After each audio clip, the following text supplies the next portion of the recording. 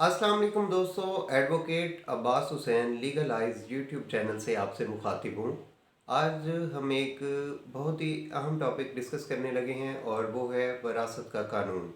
वरासत में जो है किसी भी मुतवफ़ी की जो जायदाद होती है उसमें जो उसके वारसान को हिस्सा जाता है वो किस किस तरह से शरई कानूनी तौर पर जो है इस्लामिक पॉइंट ऑफ व्यू से वो किस तरह से हिस्सा जो है वो तकसीम होता है और किस तरह से लोग वारिस बनते हैं और कितना कितना हिस्सा उनको मिलता है। तो सबसे पहले जो है हम डिस्कस करेंगे जो मुतवफ़ी है उसकी विल को। अगर फौत होने से पहले फौत शुदा जो शख्स है मुतवफ़ी, उसने अपनी कोई वसीयत लिखवाई हुई है अपनी जायदाद की बाबत, और वो इस तरह से भी हो सकती है कि वो किसी एक अपने वारिस को लाइल्मी की बिना पर किसी अपने एक वारिस को जो है वो पूरी जायदाद अगर लिख के दे देता है तो वो एक जो वारिस है वो पूरी जायदाद का हकदार नहीं हो सकता।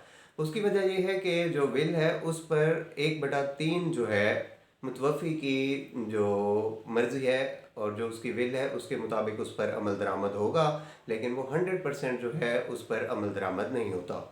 और ये जो है विल के बारे में है। और जो उसने जायदाद छोड़ी होती है अपने तरका, उसको जो है सबसे पहले देखेंगे कि मुतवफ़ी के ज़िम्मे कर्ज़ा कितना है, क्योंकि ज़रई ज़मीन में अक्सर ऐसे होता है कि बैंक में प्लज करवाई होती हैं, उनको जो है वो कर्ज़े अदा करने होते हैं। किसी से अगर कर्ज़े हसना लिया हुआ है तो उसको भी अदा करना ज़रूरी है। उन कर्ज़े की बाबत जो है अदायगी के बाद जो जायदाद बचती है वो जो है वो शरई जायज़ वारसान में तक़सीम होती है। उसका जो तरीक़ाकार है वो ख़ासा टेक्निकल भी है, हसास भी है ये टॉपिक। मैं कोशिश करूँगा कि इसको 100% जो है आपको सही तरह से बताऊँ। इसमें मैं आपको बताता चलूँ कि अगर कोई मुतवफ़ी है और उसके पेरेंट्स हयात हैं तो उसकी जो प्रॉपर्टी होगी सबसे पहले उसके पेरेंट्स को जो है उनका हिस्सा निकाला जाएगा। अगर वालिदैन हयात हैं तो वालिद को जो है वो छठा हिस्सा, यानी कि कुल जो जायदाद है उसका 1/6, और वालदा को कुल जायदाद का 1/6 हिस्सा मिलेगा। और उसके बाद जो है जो मुतवफ़ी है उसकी बेवा का हिस्सा कुल तरके में से निकाला जाएगा, और बेवा का जो हिस्सा है वो 1/8 हिस्सा निकलेगा। उसके बाद जो जायदाद बचेगी वो उस मुतवफ़ी की औलाद में तकसीम होगी। और वो जो बेटों का जिस तरह से शरीयत में है कि 2 हिस्से और बेटी का 1 हिस्सा, उसके मुताबिक जो है वो तकसीम हो जाएगी। और अगर कोई मुतवफ़ी शख्स है उसकी औलाद में सिर्फ बेटियां हैं तो उस जायदाद का जो है वो एक अलग तरीक़ाकार है। वो कुल जायदाद जो है अगर एक बेटी है तो उसको जो है वो आधी जायदाद जाएगी। और बाकी जो है मुतवफ़ी के जो पेरेंट्स हैं, अगर वो पेरेंट्स उसके हयात नहीं हैं तो फिर उसके बहन भाइयों में जो है उसकी जायदाद तकसीम होगी। अगर एक बेटा है और 2 बेटियां हैं और लेट्स सपोज के 1 लाख रुपए की अमाउंट है या जायदाद है कोई, तो 2 हिस्से यानी कि लाख रुपए अगर हम फ़र्ज़ कर लें तो 50,000 जो है वो एक बेटे का हिस्सा हो जाएगा, और बाकी का जो 50,000 है वो 2 बेटियों में 25-25 हज़ार के हिसाब से जो है वो तकसीम हो जाएगा। इसके अलावा हम अगर बात करते हैं मज़ीद जायदाद की, लेट्स सपोज़ के एक शौहर जो है वो अपनी बीवी की जो जायदाद है, अगर उसकी बीवी साहिब जायदाद है वो छोड़ती है अपनी फौतगी के बाद, तो उसका कितना हिस्सा बनता है। शौहर को बीवी की जायदाद में से 1/4 हिस्सा मिलेगा।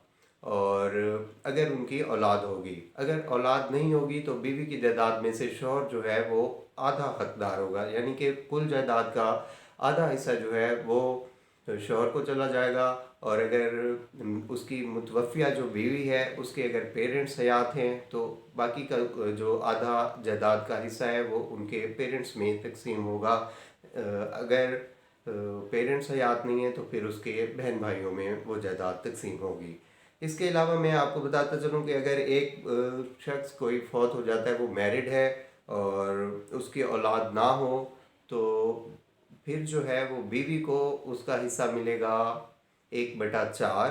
और अगर औलाद अगर जो मुतवफ़ी है उसकी बेवा भी है और औलाद भी है तो फिर बेवा को 1/8 हिस्सा मिलेगा, और बाकी की जो जायदाद है वो उसके जो है औलाद में तकसीम होगी। इस तरह से जो है अगर एक शख्स ने अपनी बीवी को तलाक दे दी है और उस दौरान जो है वो बीवी दौरान इद्दत यानी कि इद्दत की मुद्दत पूरी नहीं होती और वो शख्स जो है फौत हो जाता है, तो तब भी जो है बीवी उसकी जायदाद में हकदार ठहरेगी।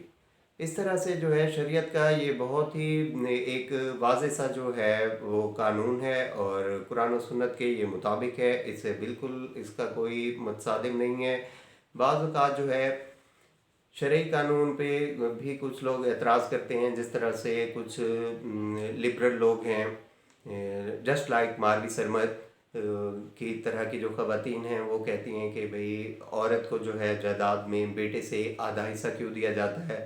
तो ये जो है बिला जवाज़ है ये एक जो उनका क्वेश्चन है, क्योंकि इस्लामिक पॉइंट ऑफ व्यू से अगर हम देखें तो औरत जो है वो अपने पेरेंट्स से भी हिस्सा लेती है और उसके अलावा जो है वो अपने शौहर की तरफ से भी उसको विरासत मिलती है। तो इस्लाम का जो है एक मुकम्मल ज़ाब्ता हयात है और जो है किसी की क्या कह सकते हैं कि जो लिबरलिज़म का अगर कोई जो है लेबल लगाता है अपने ऊपर और वो इसको जो है चैलेंज करता है, तो ये बिल्कुल जो है इस्लाम कुरान और सुन्नत के मुनाफी है।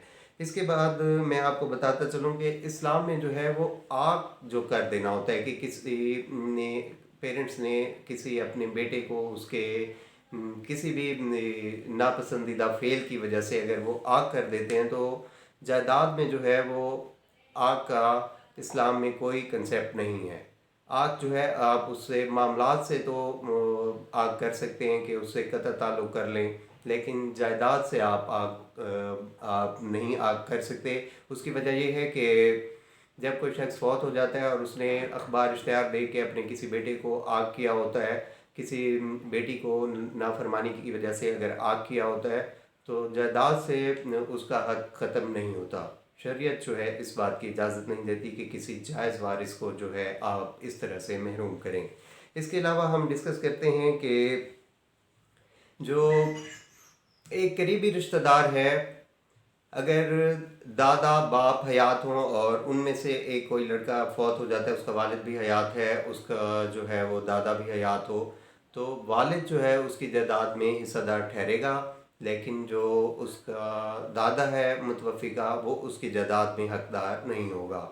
इसके अलावा शरीयत में ऐसे भी एक कानून है, डायरेक्ट जो है वो पोता दादा की जो जायदाद है उसमें डायरेक्ट पोते को विरासत नहीं मिलती।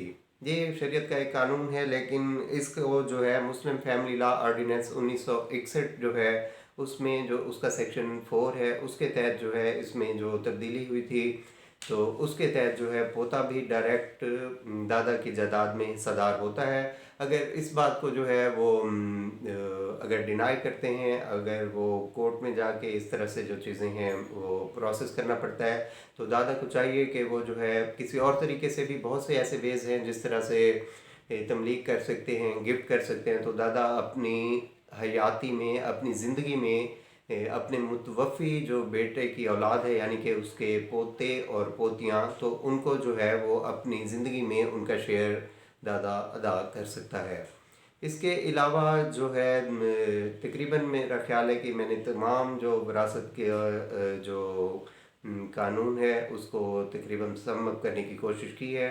और जब मैंने एक वीडियो जानशीनी सर्टिफिकेट की बाबत लगाई थी और वो पसंद भी की गई, तो उसमें जो है मुझे एक दो दोस्तों के फ़ोन आए। उनमें जो है एक दोस्त हैं हाजी शबीर थहीम, उन्होंने मुझे कहा कि विरासत के कानून के बारे में भी आप बताएं कि जायदाद की तकसीम किस तरह से होगी, तो वो मैंने बताने की कोशिश की है।